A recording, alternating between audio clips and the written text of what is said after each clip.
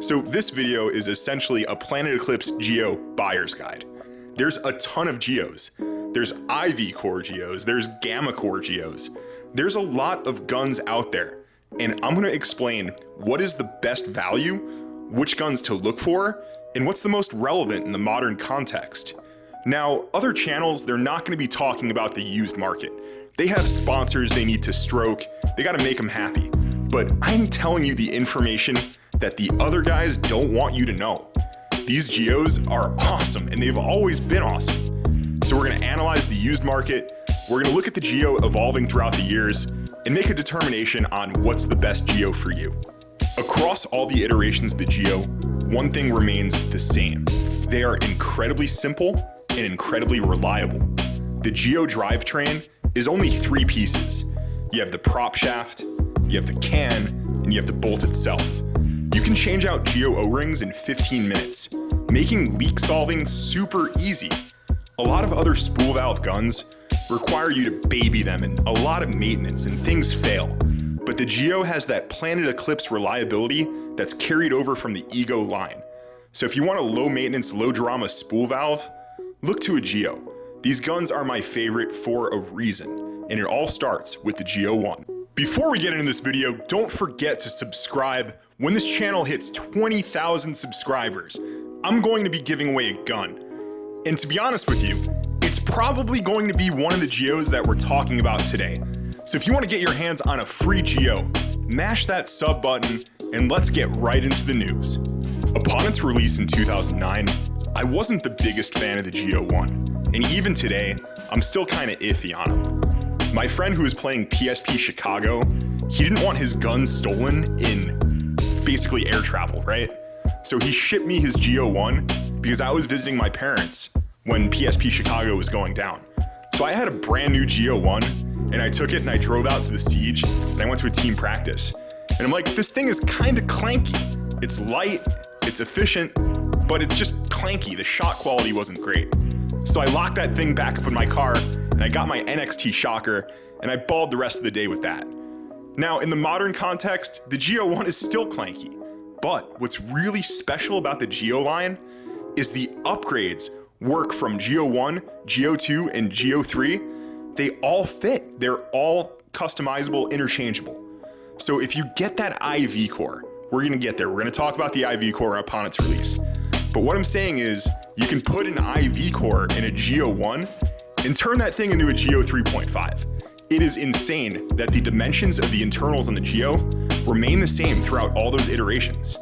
So, I would not buy a Geo 1 right now unless 1, it's dirty cheap, and 2, you plan to IV core that thing. But if you do, you can build a sleeper Geo.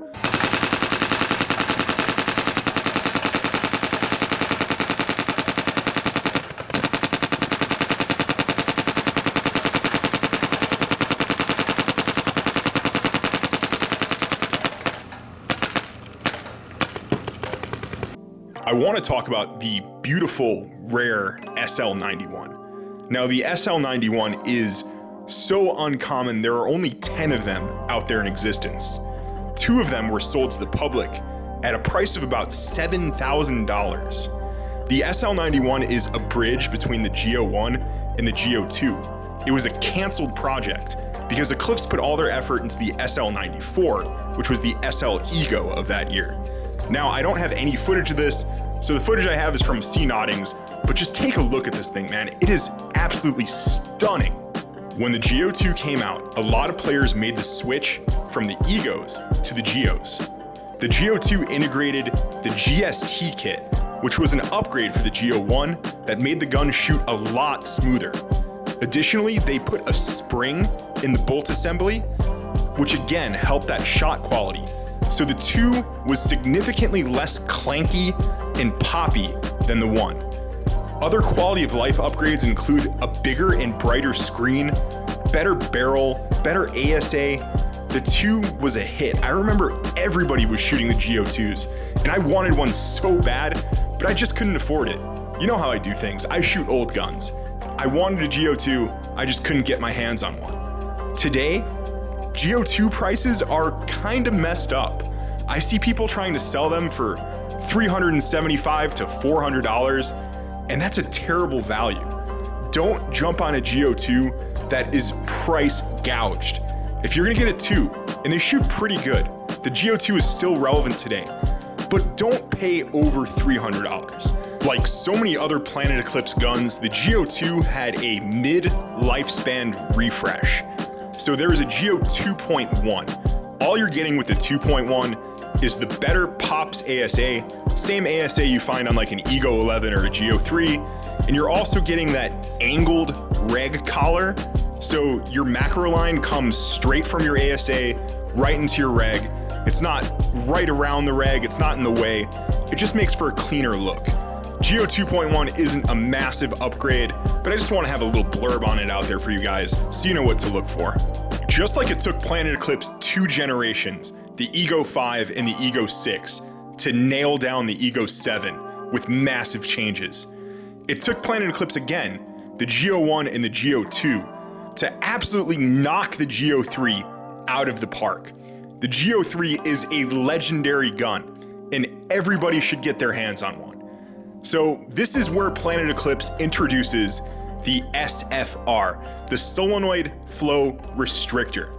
So the SFR controls the speed in which your bolt cycles. It doesn't control the velocity, it controls the cycle speed.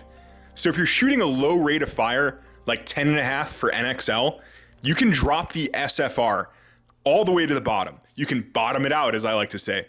And the thing gets whisper quiet. The shot signature on those guns is absolute magic.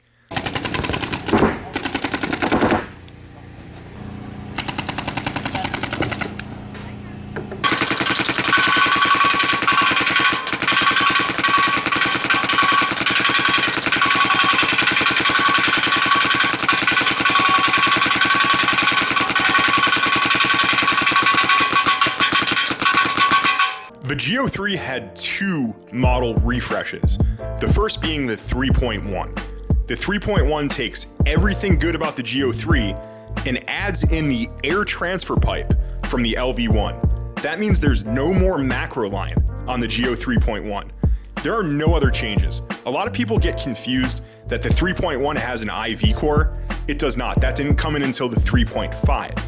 The 3.1 is just everything good about the Geo 3, no more macro line, instead you have an AT pipe, just like the LV1. I kind of find the 3.1 to be like the redheaded stepchild of the Geo line.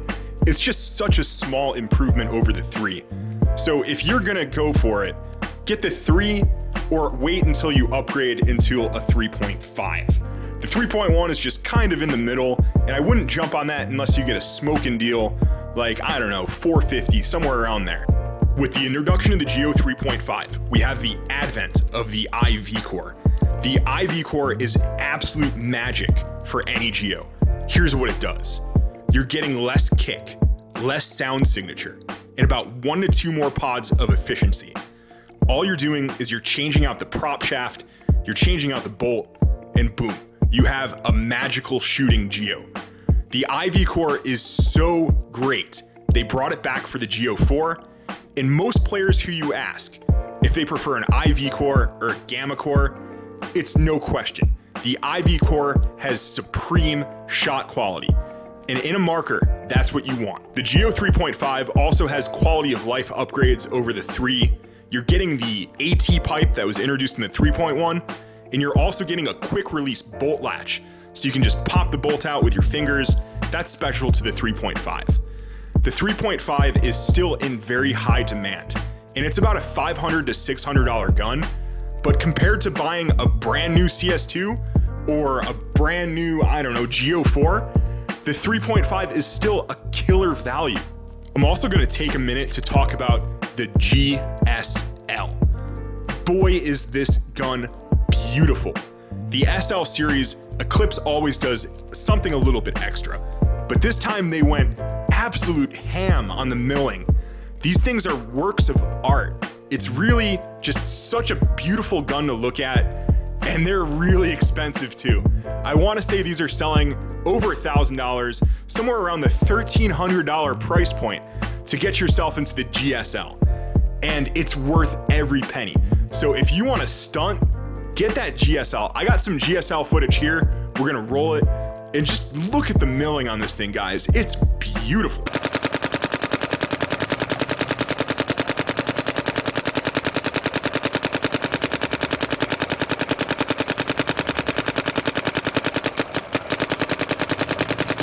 That looks really good.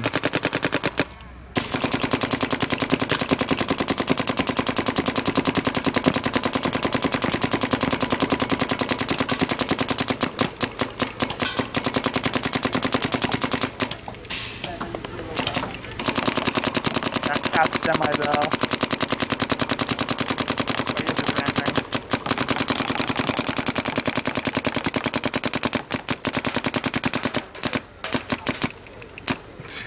All right, guys, we've arrived to the CS1. The CS1 gets rid of the AT pipe and is a true macroless, hoseless, pipeless experience. A lot of people are confused if the CS1 operates on the IV core or the gamma core. The CS1 is an IV core marker, so it's going to have a similar shot signature to the 3.5. However, the CS1 is kind of chunky. It's a bigger gun than the 3.5. So I don't know if you like that feel or you don't. If you're a bigger person and you have bigger hands, check out the CS1. If you have smaller hands, maybe hold off on the CS1 unless you're gonna get it with the CS2 grips, which are compatible. Because the CS1 is a bigger marker than the 3.5, you're gonna experience a little bit less kick, which is a good thing. But again, like I said, if you're a smaller person or if you have smaller hands, the CS1 feels very long and it feels very bulky. I still don't like the CS1 just because I have smaller hands. It's not that comfortable for me to shoot. But if you're a bigger dude or you got bigger hands, go check out the CS1 for about $500 on the used market.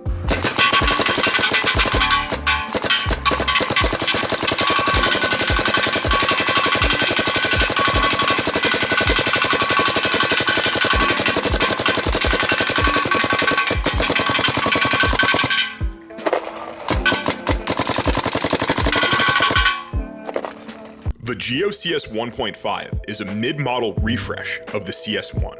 I've always felt that the CS1 was a bulkier gun, and there was a lot of extra meat that Eclipse could mill off. So the CS1 is definitely milled down into the 1.5. You're also getting some nice upgrades, like an upgraded feed neck, a nicer blade trigger, and the shaft carbon fiber barrel kit. These CS 1.5s are in pretty high demand still. I see them selling at about $750, and I think that's a pretty fair price if you want to get yourself into a 1.5. Add in those CS2 grips, and you have a perfected CS1. I'm not really going to spend a whole lot of time talking about the CSR, mainly because it's very close to the CS 1.5. The CSR is a little bit underwhelming to me. Yeah, the gun looks good, but for the special R-type guns, the milling isn't spectacular. It's more so milled on a diet rather than artistically.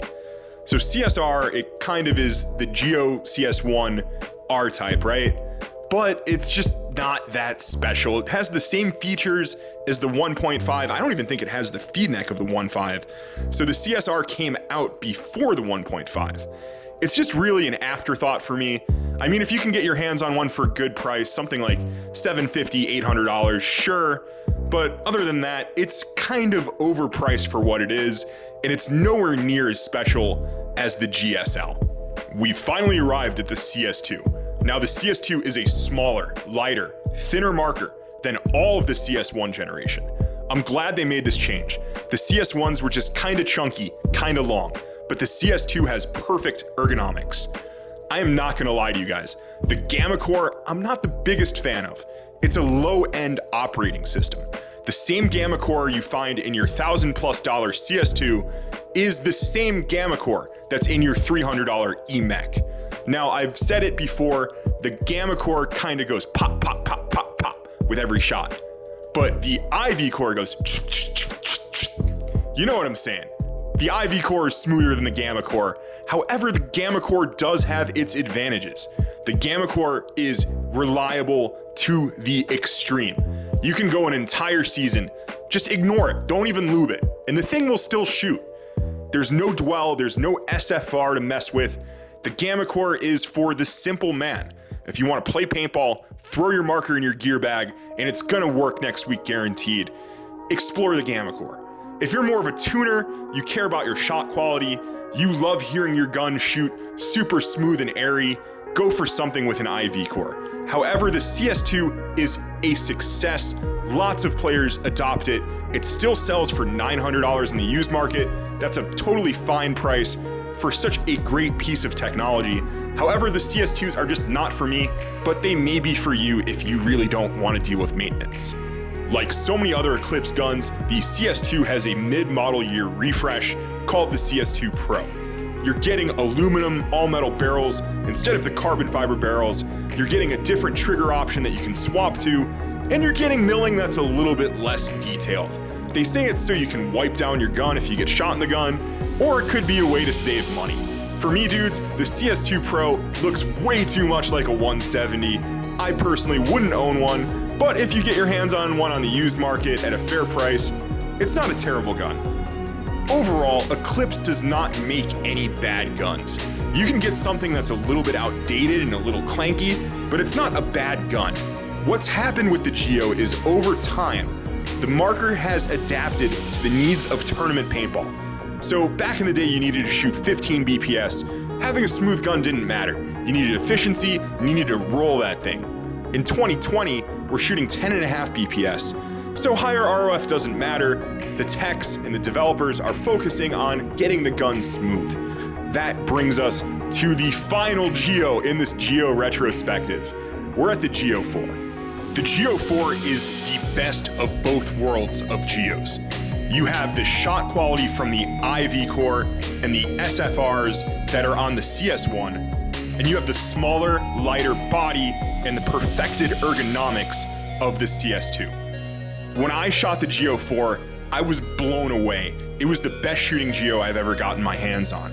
The Geo 4 is retailing at $1,200, which isn't too ridiculous for something that has used the technology of two of Eclipse's best products. You're getting metal shaft barrels, you're getting the low-rise feed necks, the blade triggers, the CS2 grips. It's a cornucopia of perfected Eclipse Geo upgrades. I love the Geo 4. I'm probably not going to own one until it comes on the used market, but my buddy Cody sold all of his Pokemon cards, and he got a Geo 4. I'm going to leave you guys with that. This is Scotty with Will Ball for Soup signing out. It has been a long journey from the Geo 1 to the Geo 4, and I want to thank you guys for sticking with me. Tell a friend about the channel. Don't forget to subscribe. 20K gun giveaway. I'm not going to go anywhere here. So the title of this video is I sold all of my Pokemon cards to buy a Geo 4. $21,000. Bull. I'll show you the PayPal. 21K in the Pokemon's collection. How long were you collecting Pokemon for? I've had them since I was a kid, and a lot of them were graded, so. Graded Pokemons? Yes, sir. Wow.